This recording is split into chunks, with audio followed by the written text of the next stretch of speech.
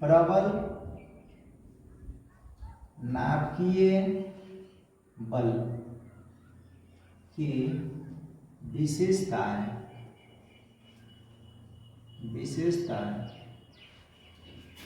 प्रबल नाभिकीय बल की विशेषताएं, तो लिख लेना है निम्नलिखित विशेषताएं, एक लाइन जगह भरेगा, परीक्षा में भी भरना है। लिखे प्रबल नाभिकीय बल की निम्नलिखित विशेषताएं। प्रबल नाभिकीय बल की निम्नलिखित विशेषताएं।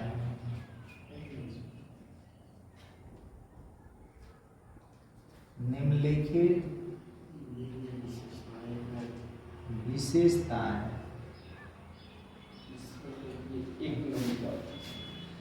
पहला तो हम लोग ये जानेंगे, ध्यान रखिएगा कि चारों जो बल है, कौन कौन बल, एक तो गुरुत्वाकर्षण बल,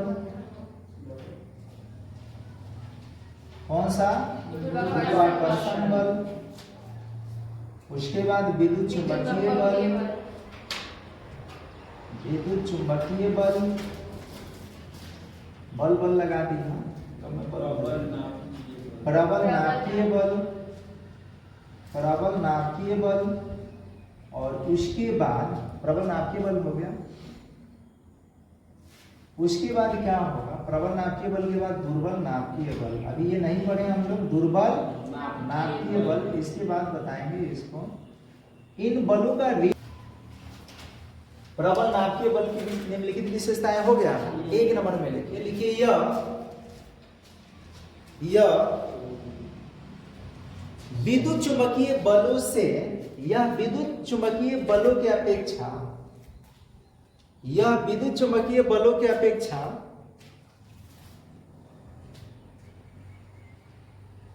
100 गुना अधिक होता है, 100 गुना अधिक होता है, 100 गुना अधिक होता है।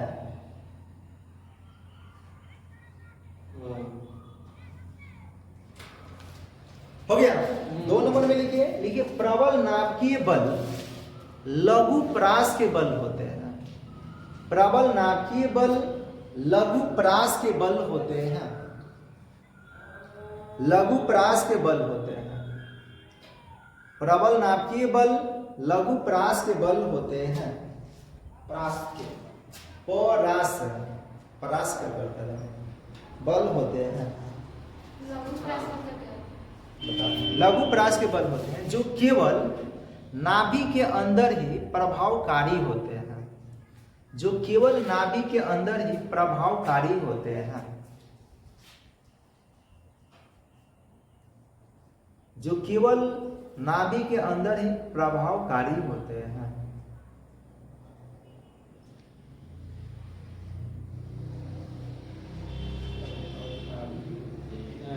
हो गया। देखिए लघु परास कहने का मतलब क्या, कि बहुत छोटे से क्षेत्र में ही काम करता है। परमाणु के नाभिक आपको बताए थे ना कि 10 की पावर -15 मीटर त्रिज्या का आकार के होता है। कितना त्रिज्या? 10 के पावर -15 की मतलब क्या है कि 1 मीटर का ये 1/10 के पावर 15वां भाग। अब सोच लीजिए कितना कम होगा। 1 मीटर का इतना भाग, 1 मीटर में ये 10 के पावर 15 जगह बांटना है, तो बुझ जाइए कि कितना छोटा होगा। तो उतना छोटा, ये ध्यान रखिएगा, क्षेत्र में ही काम करता है, एक बड़े क्षेत्र में ये काम नहीं कर सकता है। इसी वजह से ये ध्यान रखिए शक्तिशाली होता है। उसके बाद तीसरा क्या है कि प्रबल नाभिकीय बल किसके कारण लगता है? 3 नंबर नाम देखिए, प्रबल नाभिकीय बल, प्रबल नाभिकीय बल, प्रबल नाभिकीय बल न्यूक्लियोनो या नाभिक लिख सकते हैं, न्यूक्लियोनो या नाभिक लिख लीजिए। नाभिक, हाँ, नाभिक के बीच मेसोनो, नाभिक के बीच मेसोनो के, मेसोन ऐसे लिखना, मेसोनो, मेसोनो के विनिमय, विनिमय के कारण लगता है, विनिमय से उत्पन्न होते हैं, विनिमय के कारण लगता है, विनिमय से उत्पन्न होते हैं लिखना। फिर से एक बार बोल देते हैं, ध्यान रखिएगा। प्रबल नाभिकीय बल न्यूक्लियनों के बीच मेसोनों के विनिमय से उत्पन्न होते हैं। हो गया। उसके बाद देखिए पहला क्या बोले थे? अच्छा, चौथा लिखिए बोला है, देखिए प्रबल नाभिकीय बल प्रकृति में सबसे मजबूत बल है। प्रबल नाभिकीय बल प्रकृति में सबसे मजबूत बल है। प्रबल नाभिकीय बल प्रकृति में सबसे मजबूत बल है।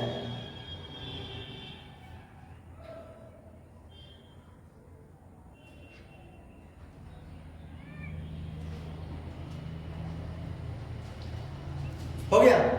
उसके बाद ये हो गया। उसके बाद दुर्बल नाभिकीय बल से ये कितना गुना ज्यादा थे, यहाँ बता चुके हैं ना, कितना गुना? 10 के पावर 25। ठीक है। हाँ, ये ध्यान रखिएगा कि लघुप्रास के मतलब ये नाभि के अंदर लगभग 10 के पावर -15 मीटर त्रिज्या के बीच ही काम करता है। नाभि का आकार याद रखना होगा, परमाणु के आकार भी आपको याद रखना होगा। 9th क्लास में आप लोग पढ़े होंगे, याद होगा, नहीं याद होगा कोई बात नहीं। ये 4 प्रॉपर्टी याद रखना। अब देखिए दुर्बल नाभिकीय बल, फिर से कह रहे हैं, समझिए कि ये जो है प्रबल नाभिकीय बल किसके? न्यूक्लियनों के बीच मेसोनों के विनिमय से उत्पन्न होता है। याद रखिएगा, इंपॉर्टेंट है। न्यूक्लियनों के बीच, ठीक है, न्यूक्लियनों के बीच किसके? मेसोनों के, ध्यान रखिएगा, विनिमय, मेसोनों के विनिमय से उत्पन्न होता है। अब हम लोग पढ़ेंगे किसके? दुर्बल नाभिकीय बल के बारे में। तो लिखिए दुर्बल नाभिकीय बल, इसको मिटा दे क्या, बाद में लिखेंगे। दुर्बल नाभिकीय बल चौथा।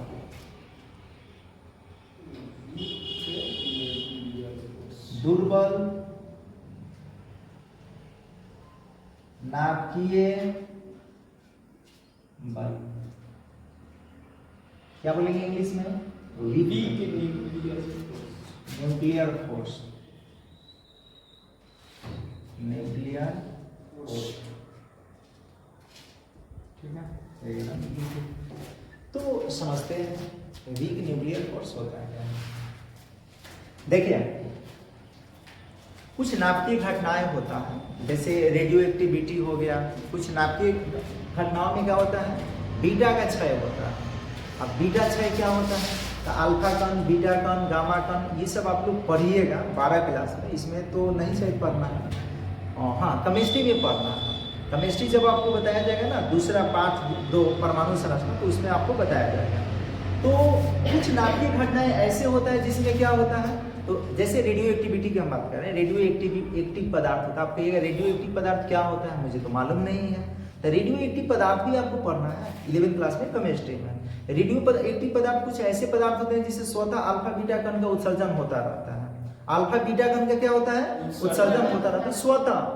उसी को हम लोग क्या बोलते हैं? रेडियो एक्टिव पदार्थ बोलते हैं, ठीक है।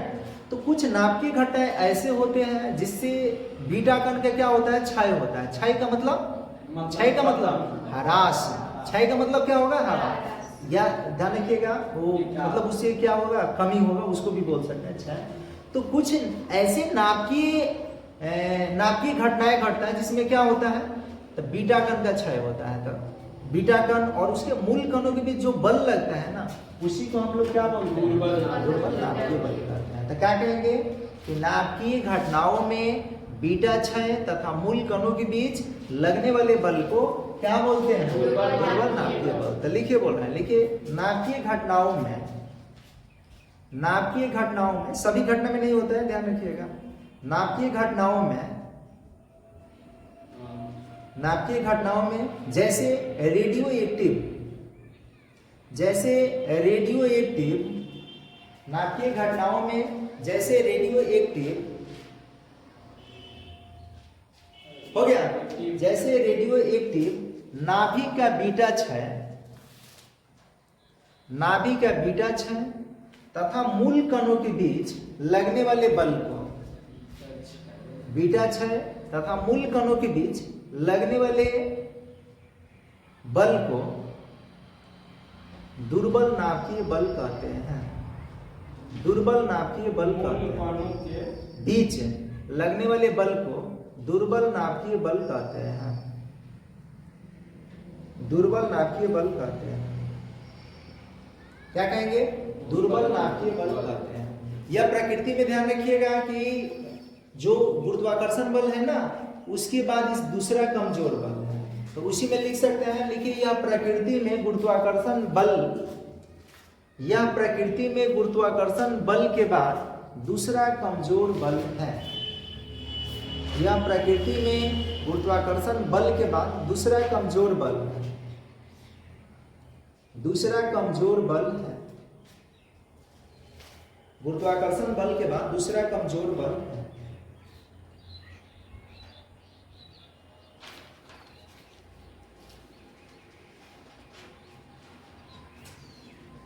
हो गया। अब इसका भी कुछ विशेषता लिख लीजिए। जो ये जो होता है ध्यान रखिएगा, दुर्बल नाभिकीय बल की विशेषताएं लिखिए। दुर्बल नाभिकीय बल की विशेषताएं, दुर्बल नाभिकीय बल की विशेषताएं, दुर्बल नाभिकीय बल की विशेषताएं।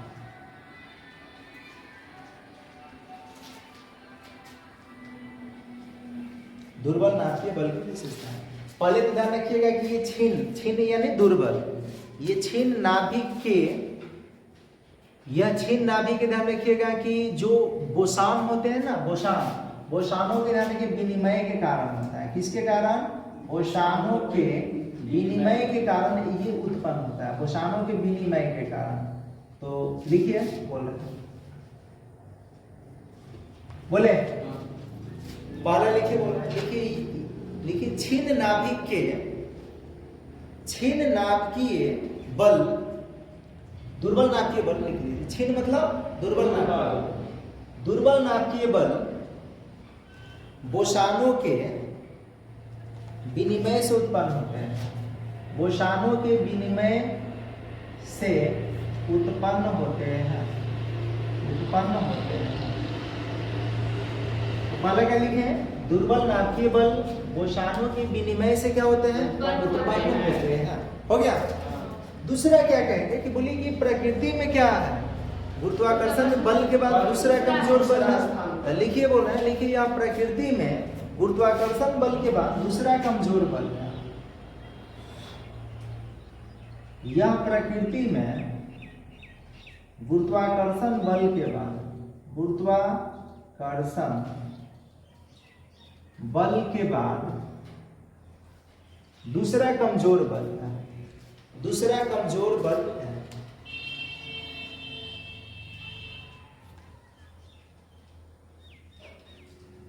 हो गया। दूसरा कमजोर बल है। देखिए, यह प्रबल नाभिकीय बल के अपेक्षा, यह प्रबल नाभिकीय बल के अपेक्षा लगभग 10 की पावर 25 गुना कमजोर होता है। यह प्रबल नाभिकीय बल के अपेक्षा लगभग 10 की पावर 25 गुना कमजोर होता है। 10 की पावर 25 गुना कमजोर होता है।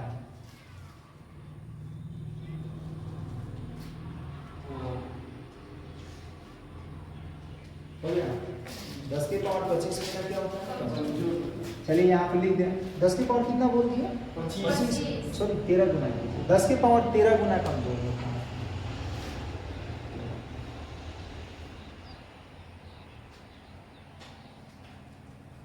हो गया।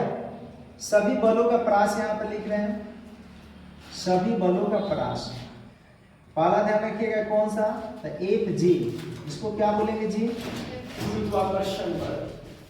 उसके बाद यहाँ पर लिख रहे हैं, ध्यान रखिएगा एफ डब्ल्यू विक, और उसके बाद एफ ई, उसके बाद एफ एन। इसको कौन सा बल? इसको कौन सा बल? इसको कौन सा बल? इसको कौन सा बल? तो अगर ये एक होगा तो ये होगा 10 के पावर 25, ये होगा ध्यान रखिएगा 10 के पावर 36, और ये होगा 10 के पावर कितना? इस तरह से क्या होता है, सबका रेंज होता है, आपको याद रखना होगा।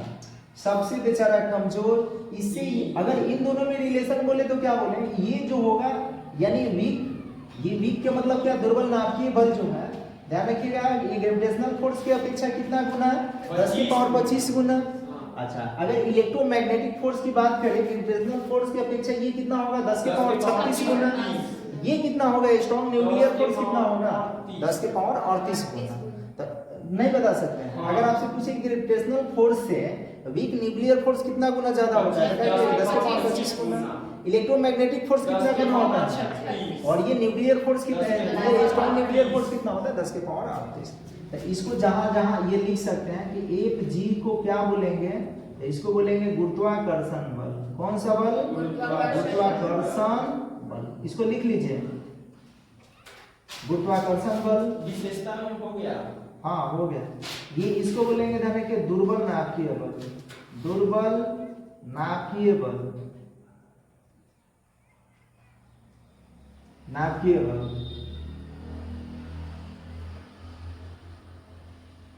और ये एफ ई को क्या बोलेंगे, विद्युत चुंबकीय बल।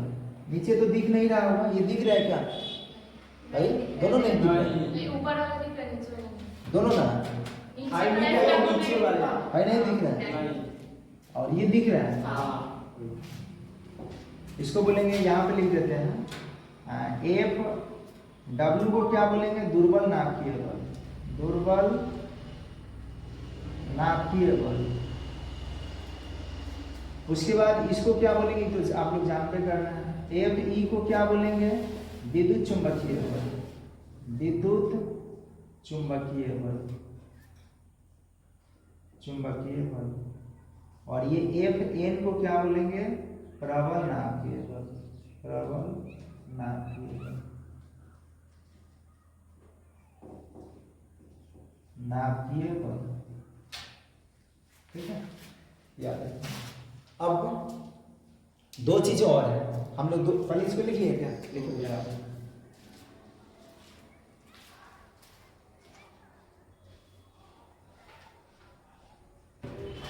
एक तो हम लोग दो चीज जान गए कि प्रबल नाभिकीय प्रबल नाभिकीय बल में, प्रबल नाभिकीय बल को गए, सुना, प्रबल नाभिकीय बल किसके कारण, तो न्यूक्लियनों के बीच मेसोनों के विनिमय से उत्पन्न होता है, जबकि ये जो है दुर्बल नाभिकीय बल किसके, बोसोनों के विनिमय से उत्पन्न होता है। ठीक है, तो दो चीज।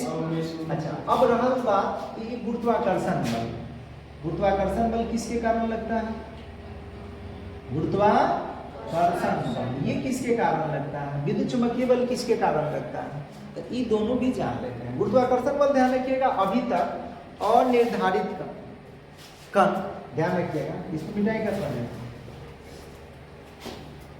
देखिए नोट में लिखिए, नोट नंबर 1 2 करके एक नंबर।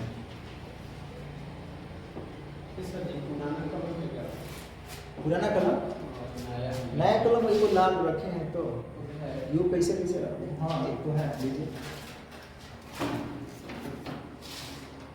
बोले, देखिए गुरुत्वाकर्षण बल,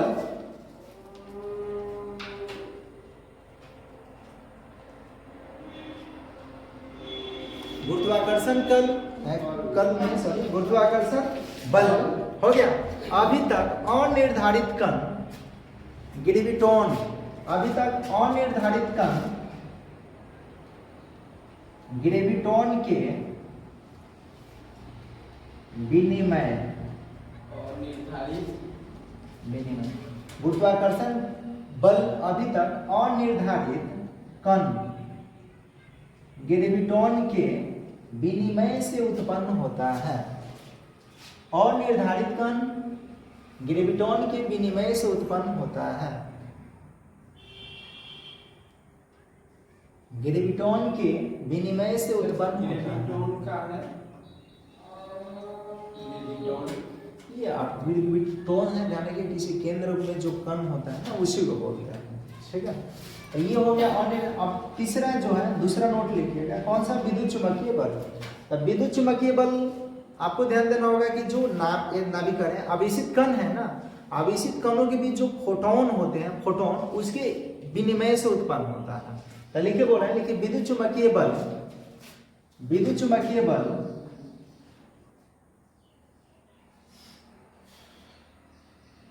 विद्युत चुंबकीय बल हो गया आवेशित कणों के बीच फोटोनों के, यहाँ पे लिखा गया फोटोनों के विनिमय,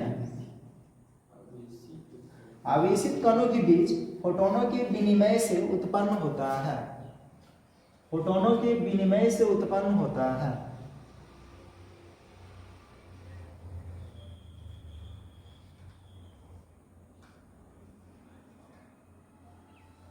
फोटोनों के विनिमय से क्या होता है? उत्पन्न होता है। तो अगर आपसे कोई पूछे कि बताइए गुरुत्वाकर्षण बल किससे उत्पन्न होगा? ग्रेविटॉन। ग्रेविटॉन बोलना है। क्या बोलना है? ग्रेविटॉन। यहाँ पर लिख देते हैं शॉर्ट में ग्रेविटॉन। अच्छा, उसके बाद विद्युत चुंबकीय बल किसके? फोटोन। विद्युत चुंबकीय बल। अब विद्युत चुंबकीय बल याद रखिएगा कि विद्युत चुंबकीय बल फोटोन के विनिमय से उत्पन्न होगा। उसके बाद प्रबल नाभिकीय बल किससे? प्रबल नाभिकीय बल जो होगा ये किससे होगा? मेसोनों के विनिमय से होगा। ठीक है, उस मेसोनों के विनिमय से। उसके बाद दुर्बल नाभिकीय बल या क्षीण नाभिकीय बल भी कहते हैं। दुर्बल नाभिकीय बल जो है ये किससे उत्पन्न होगा? तो ये बोसोनों के विनिमय, बोसोन भी देता है लेकिन बोसोन आपको लिखना है, बोसोनों के विनिमय से उत्पन्न होता है। तो शॉर्ट में याद रखना है गुरुत्वाकर्षण बल बोलिए किससे? ग्रेविटॉन से। विद्युत चुंबकीय बल किससे? फोटोन से। प्रबल नाभिकीय बल किससे? और दुर्बल नाभिकीय बल बोसोन से। ठीक है, तो ये था, ध्यान रखिएगा प्रकृति के मूल बल। अब हम लोग चलेंगे प्रकृति के मूल नियम। ठीक है, मूल नियम। ठीक है, प्रकृति के मूल नियम का मतलब क्या है? तब प्रकृति में क्या मूल संरक्षण का नियम भी लिख सकते हैं। प्रकृति के मूल संरक्षण का नियम, तो लिखिए प्रकृति के मूल संरक्षण का नियम, प्रकृति के मूल संरक्षण का नियम, प्रकृति के मूल संरक्षण का नियम। मिटा दे, लिखना है क्या इसको? हराने दीजिए, लिख लीजिए। उसी में तो है, छांट कर लिखना, लिखिए एक जगह लिख लीजिए।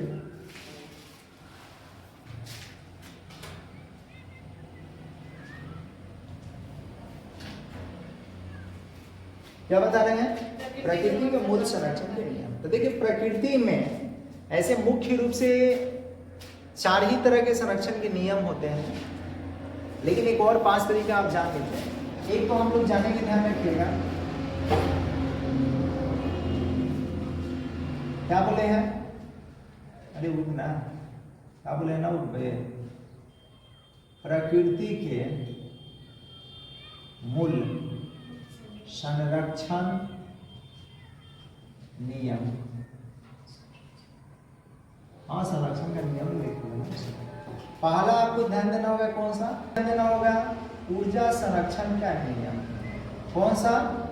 ऊर्जा, ऊर्जा संरक्षण का नियम। इंग्लिश में भी लिख दे क्या? लीजिए, लिख देते हैं लॉ ऑफ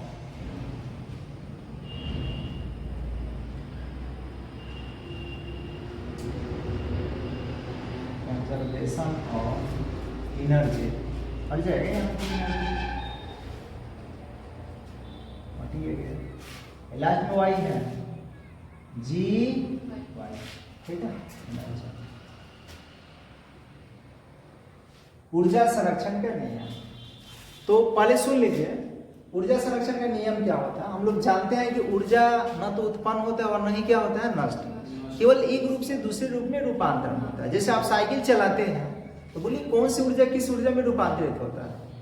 तो मांसपेशीय ऊर्जा। हम लोग पॉडिल मारते हैं ना, तो पॉडिल किससे मारेंगे? पैर से। तो पैर में क्या है? मांस, यानी मांसपेशीय ऊर्जा किस में है? तो पहले यांत्रिक ऊर्जा में बदलेगा, और यांत्रिक ऊर्जा किस में बदलेगा? गतिज ऊर्जा में। अब तो चलेगी साइकिल। तो ये इस तरह से होता है। बल्ब जल रहा है तो बोलिए इसमें विद्युत ऊर्जा, प्रकाश ऊर्जा और उष्मा ऊर्जा में कन्वर्ट हो रहे हैं। तो ऊर्जा एक रूप से दूसरे रूप में परिवर्तन होता है। ऊर्जा न तो उत्पन्न होता है और न ही क्या होता है, नष्ट। केवल एक रूप से दूसरा रूप में क्या होता है, उत्पन्न, परिवर्तन होता है। तो लिखिए, बोल रहे हैं, लिख लिए ऊर्जा संरक्षण का नियम। लिखिए, ऊर्जा न तो उत्पन्न की जाती है, ऊर्जा न तो उत्पन्न होती है और न ही नष्ट होती है। ऊर्जा न तो उत्पन्न होती है और न ही नष्ट होती है।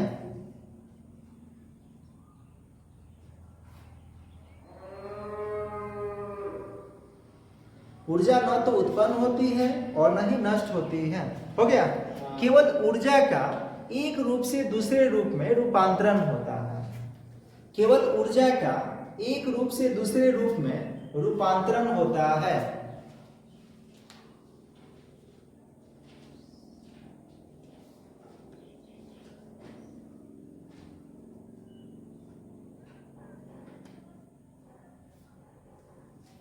केवल एक रूप से दूसरे रूप में क्या होता है? रूपांतरण। तो रूपांतरण समझिएगा ना, जैसे कौन किस में बदल रहा है। अब इनार से पानी खींचते हैं तो बोलिए क्या होगा? इनार से पानी खींचते हैं तो कौन से ऊर्जा से?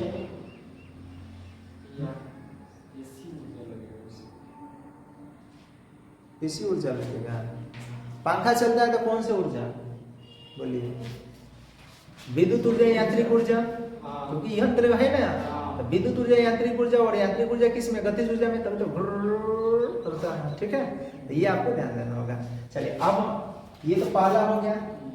दूसरा, रेखीय संवेग संरक्षण का नियम। रेखीय, गाय बजाती है, बोलती है। रेखीय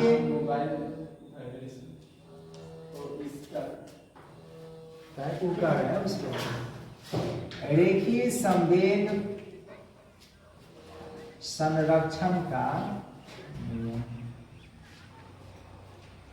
अरे भैया, इतना बड़ा इंग्लिश लिखना पड़ेगा तो नीचे लिख रहे हैं।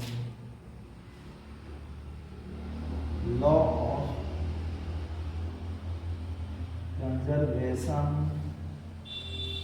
Of linear momentum. Linear momentum, ठीक है। रेखीय संवेग संरक्षण का नियम, ठीक है। रेखीय संवेग संरक्षण, रेखीय इधर से लिख लीजिए आप लोग। मेरा इनको भी खत्म हो जाता है, दिमाग खराब होता है। रेखीय संवेग संरक्षण का नियम। पहले तो हम लोग ये जान लेते हैं कि संवेग क्या होता है। बिना संवेग पढ़े ये नियम नहीं पहचान सकते हैं, नहीं समझ सकते हैं। संवेग आप लोग पढ़े होंगे 9th क्लास में। संवेग क्या होता है? तो संवेग किसी वस्तु के द्रव्यमान और वेग के गुणनफल को क्या बोलते हैं? द्रव्यमान गुना वेग। यानी P बराबर आप लोग पढ़े होंगे mv। याद कर रहे हैं क्या? ये इसी को हम लोग संवेग बोलते हैं। तो संवेग क्या, फिर से करें, समझिए। किसी वस्तु के द्रव्यमान और वेग के गुणनफल को। तो अब मान लीजिए कोई किसी वस्तु का द्रव्यमान m है और उसका वेग u है, तो उसका संवेग बोलिए तो क्या होगा? कहिएगा mu होगा। समझ रहे हैं क्या? अब किसी वस्तु का द्रव्यमान m है और उसका वेग v है, तो संवेग क्या होगा? mv होगा। कोई परेशानी? जो वेग होगा उसके द्रव्यमान में गुना करा देंगे, संवेग निकल जाएगा। संवेग का मात्रक क्या? तो द्रव्यमान का मात्रक यानी kg और वेग का मात्रक मीटर प्रति सेकंड। इसका मात्रक हो जाएगा kg मीटर प्रति सेकंड। तो इसको बाद में लिखवा देंगे, पहले नियम लिखवा देता है। समझ, पहले इतना समझ में आ रहा है ना?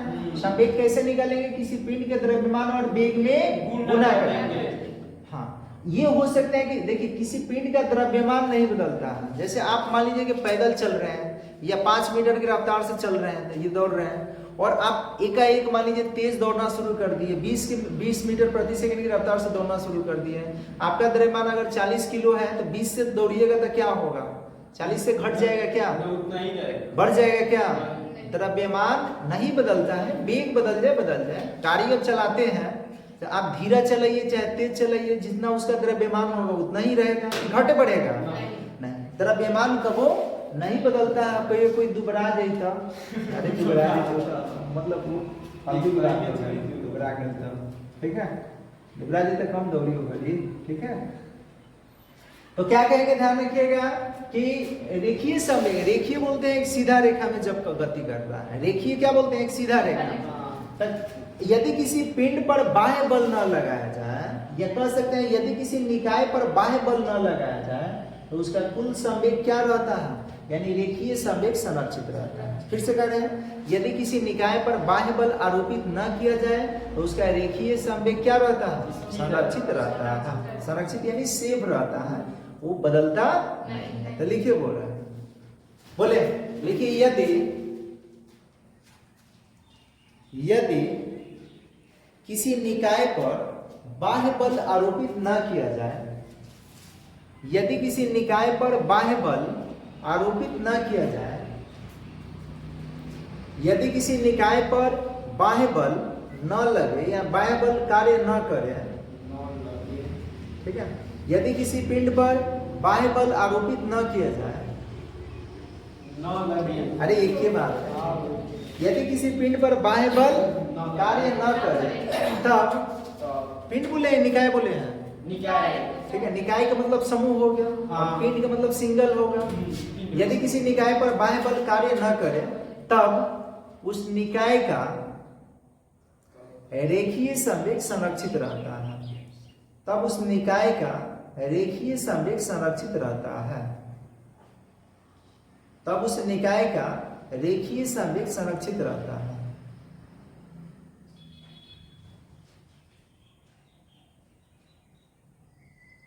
तब उस निकाय का रेखीय संवेग क्या रहता है, संरक्षित रहता है। अब समझते हैं, यहां से मान लेते हैं, लिख रहे हैं कि माना कि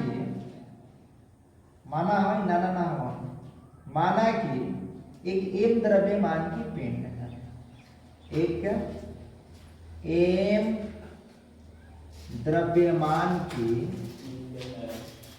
पिंड जो है, पिंड का है, वस्तु का है, कण का है, पिंड u प्रारंभिक वेग से, यानी u वेग से क्या है, गतिशील है, गतिशील हो गया। अच्छा, एक बल उस पर लग रहा है तो उसका बल तो वेग तो बदलेगा ना।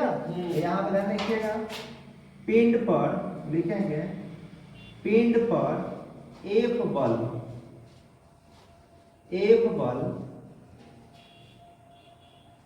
लगने से उसमें एक त्वरण के कारण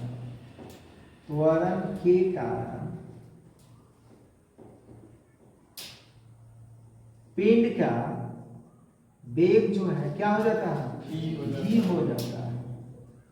हो जाता है। कोई परेशानी? ये परेशानी किस चीज की परेशानी? हम कह रहे हैं कि हम लोग पढ़ चुके हैं बल बराबर क्या होता है, लिखेंगे कि चुके बल बराबर क्या होता है, एम ए, बोली पढ़े कि नहीं? और गति के समीकरण भी पढ़े होंगे हम लोग। गति का प्रथम समीकरण में बताए थे v बराबर u प्लस at, हाँ। ये प्लस में इधर आएगा तो यहाँ से हम लोग ये भी लिख सकते हैं v माइनस u बराबर at, a के गुना में t है तो बटा में, हाँ। यहाँ v माइनस u बटा t बराबर a भी लिख सकते हैं ना। तो ये जो a है, a को हटा देंगे। अच्छा, इसको बाद में लिखना है, यहाँ पे लिखना है। ये समझ में आ रहा है क्या? पिंड का प्रारंभिक वेग निकाल लेते हैं। लिखेंगे कि पिंड का प्रारंभिक संवेग, तो अभी जस्ट संवेग बता रहे थे, उसमें क्या बताए थे कि पिंड के द्रव्यमान और वेग की गुणनफल। तो इसका द्रव्यमान तो m है, द्रव्यमान तो बदलेगा नहीं। शुरू में कौन सा वेग है इसका, u, तो ये हो गया प्रारंभिक संवेग। अच्छा, पिंड का अंतिम संवेग की बात कीजिएगा, यहाँ पे लिख देते हैं अंतिम संवेग। तब बोलिए क्या होगा, द्रव्यमान तो वही रहेगा ना, केवल तो वेग बदला है ना जी। तब वेग क्या हो गया, किसी को परेशानी है? अब लिखेंगे कि चुकी F बराबर एम ए होता है। और एक कैसे निकाले, अभी गति के समीकरण, गति के प्रथम समीकरण में हम लोग जानते हैं, यहाँ पे लिख दे रहे हैं गति के प्रथम समीकरण से हम लोग क्या जानते हैं कि v बराबर u प्लस at। तो यहाँ से ये भी लिख सकते हैं v माइनस u बराबर at। तो यहाँ से t ये a का मान निकाल सकते हैं, a बराबर क्या होगा, v माइनस u बटा t लिख सकते हैं। तो यहाँ ये न लिखकर इसके बदला में यही लिखेंगे, तो यहाँ पे लिखा जा सकता है v बराबर m into v minus u बटा टी। बोलिए लिख सकते हैं क्या? ये m से गुना होगा, नीचे दिख जाएगा क्या? देखिए तो नहीं ये दिख रहा है क्या? हाँ तो इधर लिख देते हैं। अब यहाँ से क्या होगा कि f बराबर गुना करेंगे तो बोलिए क्या होगा? एम भी माइनस एम यू बोलिए यही ना होगा, बाटा में क्या? अब परिभाषा पढ़िए कि क्या है कि यदि बाह्य बल कार्य न करे यानी बाह्य बल जीरो होगा। अरे बाह्य बल नहीं लगने का मतलब क्या? बाह्य बल जीरो। तो लिखेंगे कि यदि बाह्य बल का मतलब क्या? F बराबर क्या? जीरो हो। यहाँ पे बाहर से ना लग रहा है जी, पिंड पर F बल लगने से, तो ये तो बाहर से लग रहा है। तो यदि F बराबर जीरो होगा तो ये तो जीरो बन जाएगा ना। तो यहाँ से लिख देंगे इसलिए जीरो बराबर एम भी माइनस एम यू और बटा में, एकरा बटा में कुछ ना था, क्रॉस गुणनफल करेंगे।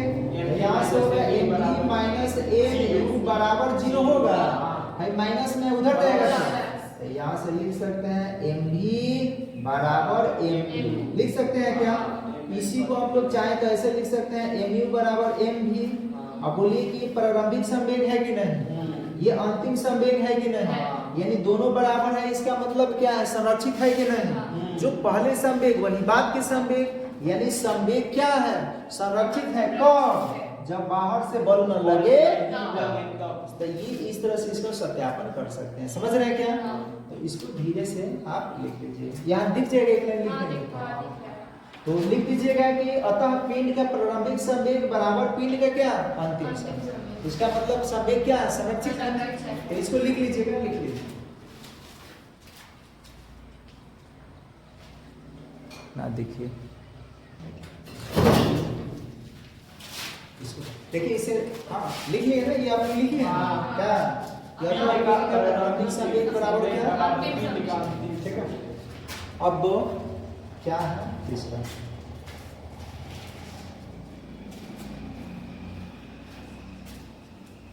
ये क्या नंबर? 2 नंबर। तीसरा हम लोग पढ़ेंगे ऊर्जा द्रव्यमान संरक्षण का नियम। कौन सा? ऊर्जा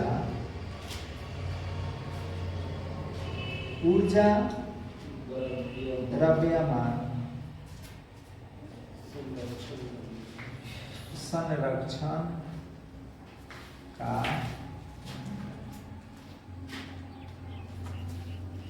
ऊर्जा द्रव्यमान संरक्षण का नियम। देखिए ऊर्जा संरक्षण का नियम तो पढ़ लिए, ये द्रव्यमान शब्द लग गया तो इसका मतलब ये क्या? दूसरा है। हाँ दूसरा है ऊर्जा द्रव्यमान संरक्षण का नियम, इसको कह सकते हैं द्रव्यमान संरक्षण का नियम। किसी भौतिक और रासायनिक अभिक्रिया में पदार्थों का कुल द्रव्यमान संरक्षित होता है, तो हमने पढ़े हैं ना। ले अब ये द्रव्यमान का कुछ ह्रास होता है और वो ह्रास किस में कन्वर्ट होता है? ऊर्जा में कन्वर्ट होता है। आइंस्टीन के अनुसार हम लोग पढ़े थे ना, E बराबर क्या? mc²। E को एनर्जी बोलेंगे, मास बोलेंगे, और ये प्रकाश का वेग बोलेंगे।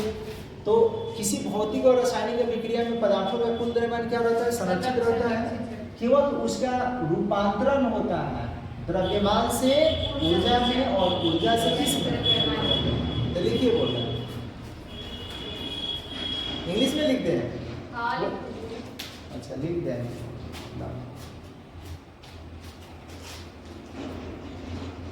क्या लिख देते हैं?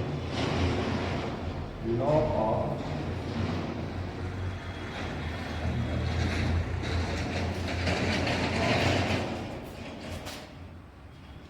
एनर्जी, और उसके बाद यहाँ से क्या कर देंगे? लिखेंगे मास एनर्जी।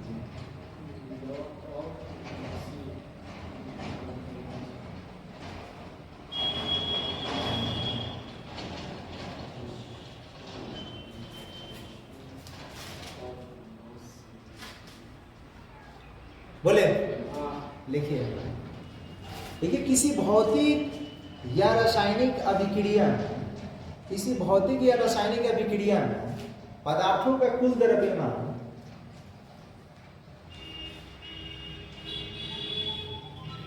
किसी भौतिक या रासायनिक अभिक्रिया में पदार्थों का कुल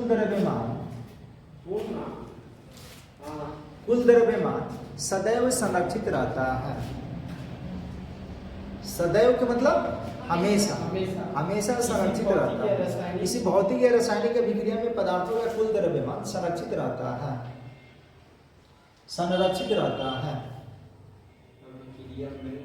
पदार्थों का कुल द्रव्यमान हमेशा संरक्षित रहता है। हो गया। अर्थात मत लिखिए, केवल लिख लीजिए। लिखिए केवल संरक्षित रहता है। केवल द्रव्यमान का ऊर्जा में, केवल द्रव्यमान का ऊर्जा में, केवल द्रव्यमान का ऊर्जा में, का ऊर्जा में परस्पर परिवर्तन होता है। परस्पर का मतलब क्या? फिर ऊर्जा से द्रव्यमान पढ़ सकते हैं। परस्पर परिवर्तन होता है।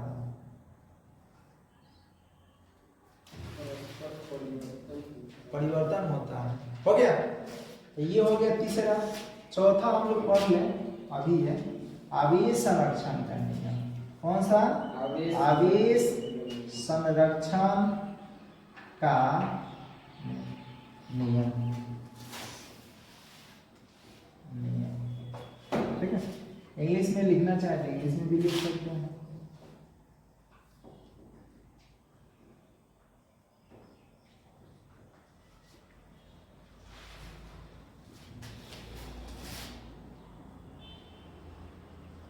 इसको विद्युत आवेश संरक्षण का नियम भी बोल सकते हैं। ठीक है।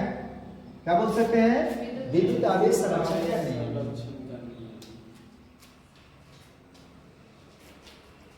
आवेश संरक्षण का नियम। तो वही बात कि विद्युत से मतलब आवेश से तात्पर्य। आवेश संरक्षण का नियम क्या है कि आवेश न तो उत्पन्न होता है और न ही क्या होता है, नष्ट। केवल एक रूप से दूसरे रूप में परिवर्तन होता है। लिखिए बोल रहे हैं, लेकिन आवेश न तो उत्पन्न होता है और न ही नष्ट होता है। आवेश न तो उत्पन्न होता है और न ही नष्ट होता है। आवेश न तो उत्पन्न होता है और न ही नष्ट होता है। हो गया। आवेश न तो उत्पन्न होता है और न ही नष्ट होता है। केवल उसे एक रूप से दूसरे रूप में, केवल उसे एक रूप से दूसरे रूप में परिवर्तित किया जा सकता है। केवल उसे एक रूप से दूसरे रूप में परिवर्तित किया जा सकता है। एक रूप से दूसरे रूप में परिवर्तित किया जा सकता है। परिवर्तित मतलब बदला जा सकता है।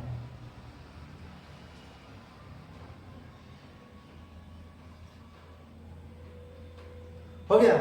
पांचवा लिख लीजिए, कोणीय संवेग संरक्षण का नियम।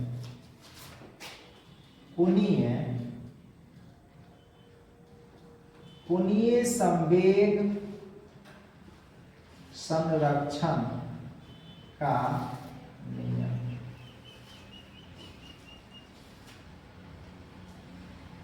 Law of conservation of angular momentum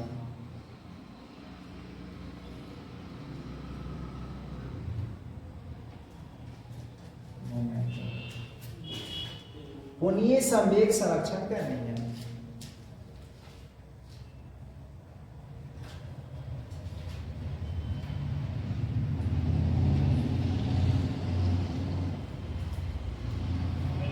हो गया। कोणीय संवेग संरक्षण का नियम। तो समझिए कोणीय का मतलब क्या होता है। तो कोणीय कोण कब बनेगा? जब घूर्णन गति करेगा तब। यानी जब कोई पिंड किसी वृत्ताकार पथ पर गति करता है, जब कोई पिंड क्या बोलेंगे, किसी वृत्ताकार पथ पर गति करता है और उस पर बाह्य बल अनुपस्थित हो जाए, यानी बाह्य बल काम ना करे, तो समान समय अंतराल में समान कोण का निर्माण करेगा। जैसे यहाँ इसका केंद्र है, यहाँ पे पिंड है, यहाँ मान लेते हैं कि 5 सेकंड में यहाँ गया। कहाँ गया? ए से बी पर, और इस तरह से यहाँ कोण बन गया। ध्यान रखिए, मान लेते हैं 60 डिग्री का कोण बन गया। कितना डिग्री के? कितना सेकंड में? 5 सेकंड में। तो अगर इस पर बाह्य बल न लगे ना, तब ये ध्यान रखिए अगला 5 सेकंड में भी कितना डिग्री कोण बनाएगा? 60 डिग्री के बनाएगा। फिर अगला 5 सेकंड में भी कितना, 5 लेकिन अगर उसमें बाहरी बल लग जाए ना तो ये जरूरी नहीं है कि अगला 5 सेकंड में साखे बनाएगा, कम भी हो सकता है ज्यादा भी हो सकता है। तो यही लिखेंगे कि जब कोई पेन घूर्णन गति करता है और उस पर कोई बाह्य बल आरोपित ना होता है तो वो समान समयांतराल में समान कोण क्या करता है, आंतरित करता है। या निकाल सकते हैं उसका कोण कोणीय सम में क्या रहता है, संरक्षित रहता है। तो लिखिए बोल रहे हैं, देखिए जब कोई पेन घूर्णन गति करता है, जब कोई पिंड घूर्णन गति करता है,